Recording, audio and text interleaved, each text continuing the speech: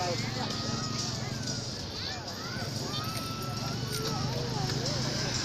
trong cái này thì ban tổ chức lễ hội chúng tôi đã và đang để đón rất đông các nhân dân trên địa bàn thành phố Lai Châu ở huyện Tam Đường. Tất cả đây là lễ hội tặng cái đó ai đã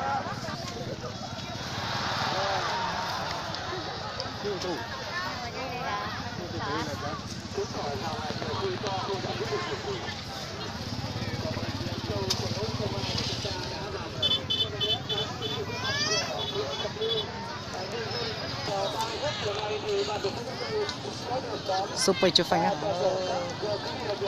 Phải chưa phanh nhỉ? Chưa. Ôi, nhìn 30 phút rồi thì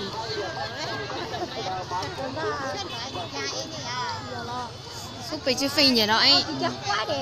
Qua mà cái quất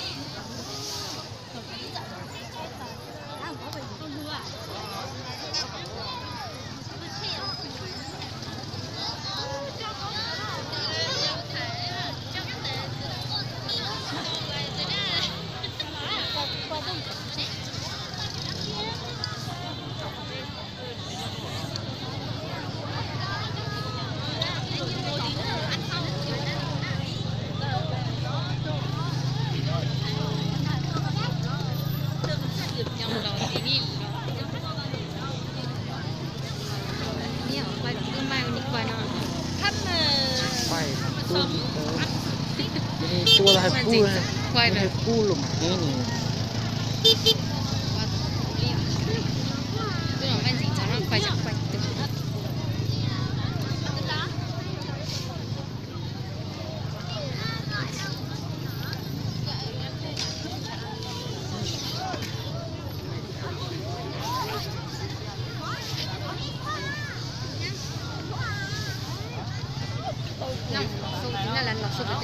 này phanh cả tay ra